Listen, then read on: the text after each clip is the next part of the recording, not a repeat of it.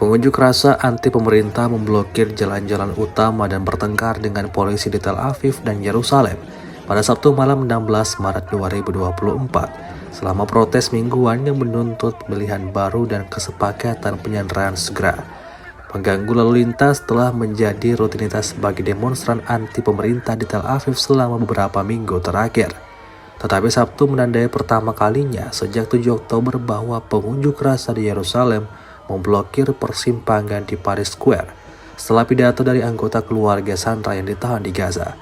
Polisi dengan cepat menanggapi dengan paksa di kedua kota, membubarkan puluhan demonstran yang memblokir jalan dengan meriam air dan pemindahan fisik, meskipun mereka hanya melakukan beberapa penangkapan. Di Yerusalem, protes dimulai seperti biasa di luar kediaman presiden, di mana ratusan demonstran aktivis dan pembicara dengan kelompok protes Safeguarding Our Safe Home menuntut pemilihan baru. Tova Selek, salah satu penyelenggara protes, mengkritik pemerintah dan menuduh Perdana Menteri Benjamin Netanyahu dan sekutunya menjadi garda terdepan kekacauan di setiap sudut kehidupan Israel.